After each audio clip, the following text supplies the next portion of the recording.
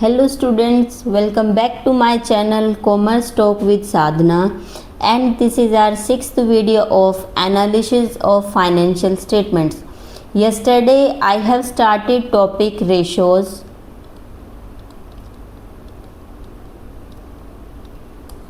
And we have discussed meaning of ratios, how to calculate, why to calculate, their limitations also, and we have completed more than half of our chapter. Only a short part of our journey is remaining, and after that we will conquer and master our topic.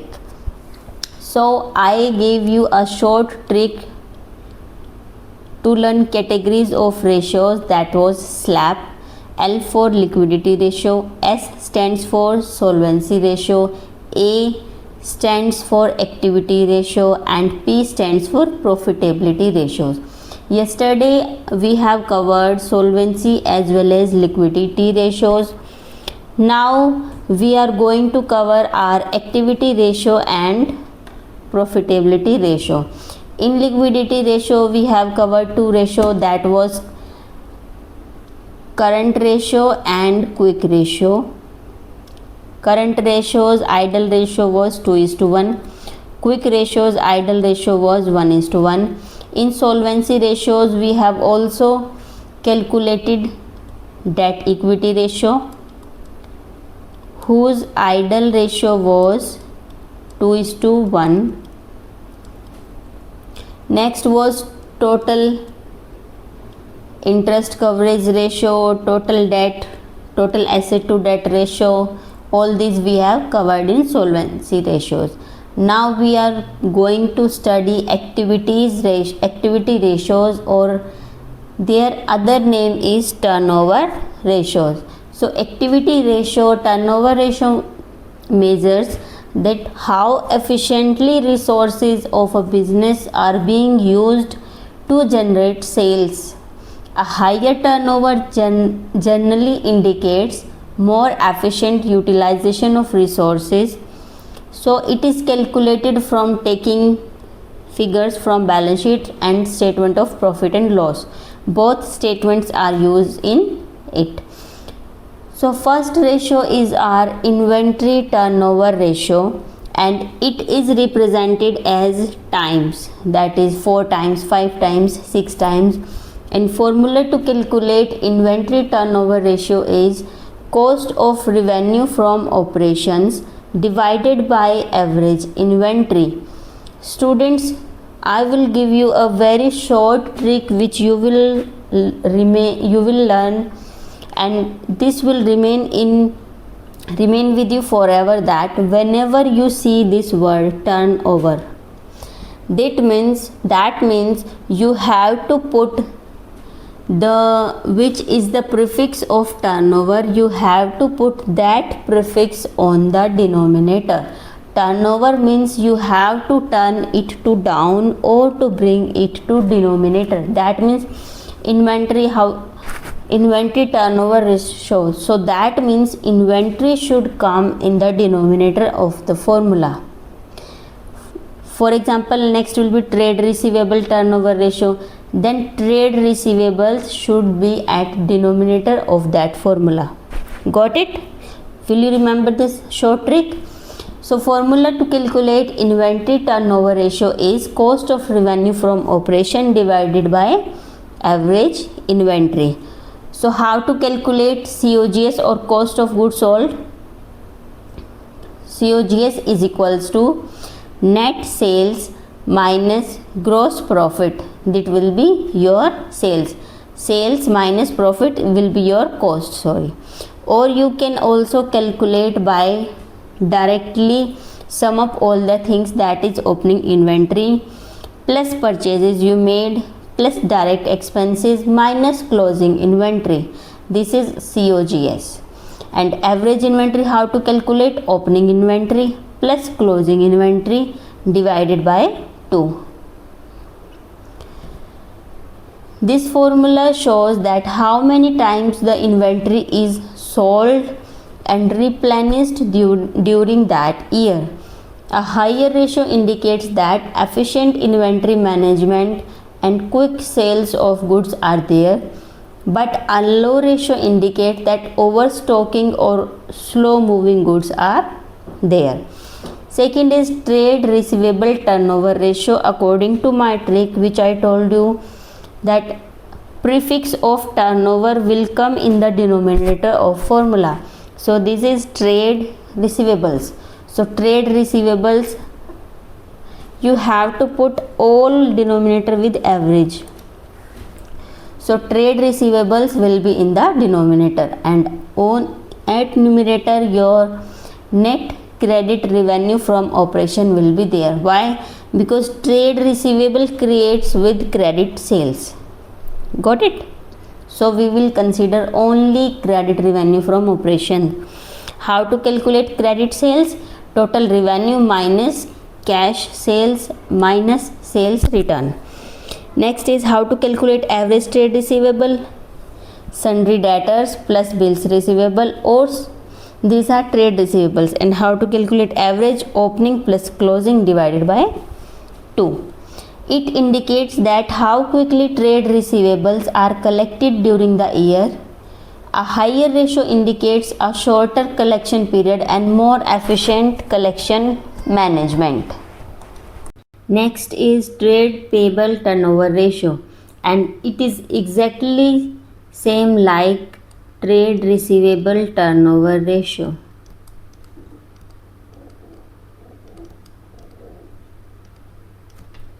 Got it? So formula for trade payable turnover ratio is net credit purchases divided by average trade payables. And how to calculate net credit purchases? This will calculated by net credit purchases is equals to, you have to take total purchases, subtract cash purchases from that, and also subtract purchase return from that, and you will get your net credit purchases. If purchases figure is not given, then you can also use cost of goods sold plus closing inventory minus opening inventory. Next is how to calculate average trade payable, that is opening plus closing divided by 2, and your average trade payable receivable, trade payables are ready. Why to calculate this ratio? It indicates the speed that which payment are made to suppliers. What does, if this ratio is higher, what does that mean? A higher ratio means creditors are paid quickly, while lower ratio means that firm is taking longer to pay, which may strain supplier relationships. Got it? And next ratio is working capital turnover ratio. Formula for working capital turnover ratio is net revenue from operations divided by working capital. How to calculate net revenue from operation? That is total revenue minus sales return, and working capital is current assets minus current liability. What does it show? It shows that how efficiently working capital is being used in the company to generate sales. Higher ratio indicates optimum utilization of working capital, while lower ratio indicates that company is over trading its working capital. Got it? So our turnover ratios are completed. Now we are doing profitability ratios. Why to calculate profitability ratios? Profitability ratios measure the overall efficiency and profit earning capacity of a business in relation to its sales, cost, and capital employed. These ratios are usually percentage and computed mainly from profit and loss. So first one is gross profit ratio. It is expressed as percentage. Gross profit ratio is equals to gross profit divided by net revenue from operation multiply by 100. How to calculate gross profit? Net sales minus cost of revenue from goods sold. So sales minus cost will give you gross profit. And net revenue from operation, we know total revenue minus sales return. What does this ratio means? It indicates the efficiency or production activity and margin available to cover operating expenses. Higher ratio indicates that company has better control over its direct cost of goods sold related to its sales, and lower ratio indicates that company doesn't have much better control over its cost. Next one is operating ratio. In operating ratio, formula is cost of revenue from operations plus operating expenses divided by net sales. Net revenue from operations multiply by 100. So how to calculate cost of goods? Same, net sales minus gross profit. How to calculate operating expenses? Operating expenses are employee benefit expenses plus depreciation, office, selling and distribution plus other operating expenses. What does this ratio means? It shows that proportion of net sales absorbed by cost of goods sold plus operating expenses. Lower ratio is favorable in it. Why? Because it leaves a larger margin of operating profit. Operating ratio and operating profit ratio together always make 100%. This is very important point. Got it? Operating ratio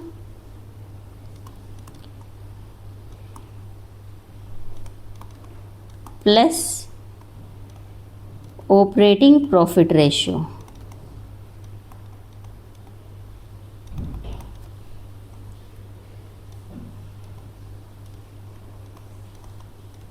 is equals to 100%. Got it? And next one is operating profit ratio. How to calculate operating profit ratio?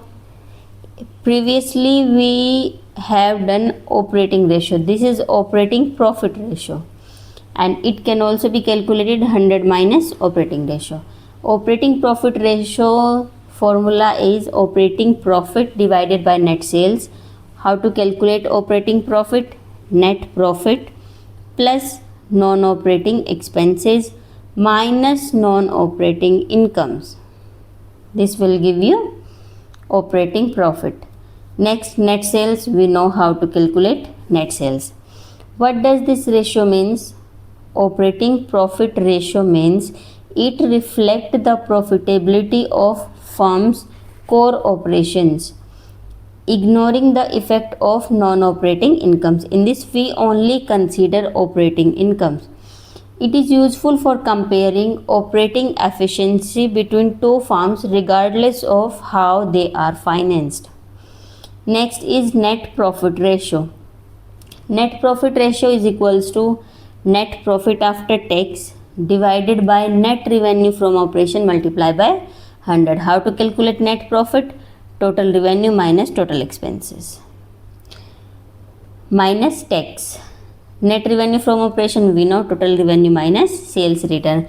And what does it check? It checks overall profitability and earning capacity of business. Higher ratio indicates that company is earning higher according to its sales, and it tells overall efficiency and is favorable for its owners and investors. Got it? And our next ratio is return on investment or return on capital employed, that how much capital investors have invested, and on that capital how much amount or what amount of return they are getting. Return on investment is equals to net profit before interest, tax and dividend divided by capital employed multiply by 100.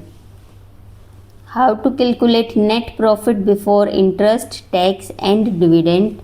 So net profit of interest, tax minus net profit after tax plus tax plus interest on long term debt. This will give you net profit before interest and tax. What we are doing here, take your net profit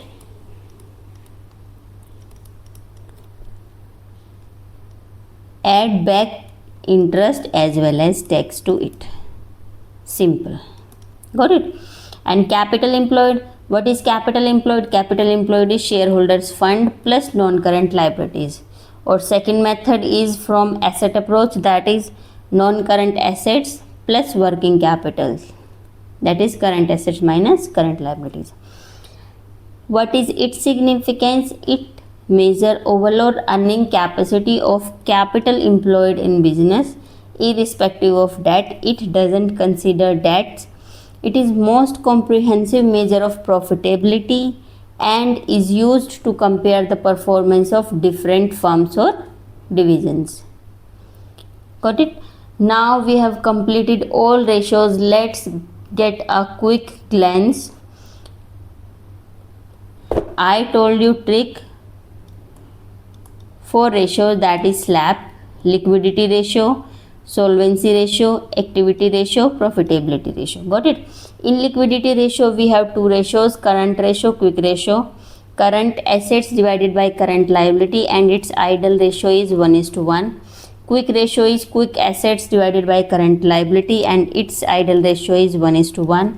Debt equity in solvency ratio, debt equity ratio, total asset ratio, proprietary ratio and interest coverage ratio. So debt equity ratio is long term debt divided by shareholder fund and its idle ratio is also 2:1. Total asset to debt, asset divided by debts. Proprietary ratio, shareholder funds divided by total assets. Interest coverage ratio, net profit before interest and tax divided by interest. In activity ratio there are also four ratios. These are inventory turnover, cost of goods, cost of revenue from operation divided by inventory, trade receivable, trade payable and working capital turnover. In turnover the heading comes in denominator. I have told you earlier. In profitability ratio, gross profit ratio, gross profit divided by sales. Operating ratio, cost plus operating expenses divided by sales. All will be multiplied by 100. Keep this in mind. In this, all will be multiplied by 100. Operating profit ratio, operating profit divided by sales. In every ratio except return on investment, all will be divided by sales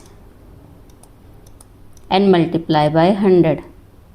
And in numerator the heading will come. Got it? In return on investment, net profit before interest, tax, dividend divided by capital employed multiply by 100.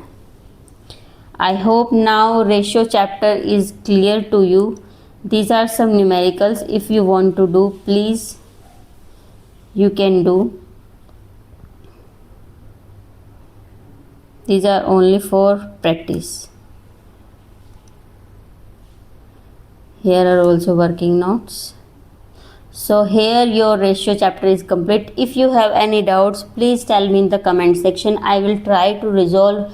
And we have left only a chapter, that is cash flow statement, and we will do it tomorrow in next class, cash flow statement, and then our whole class 12th accountancy syllabus is completed. See you in the next class.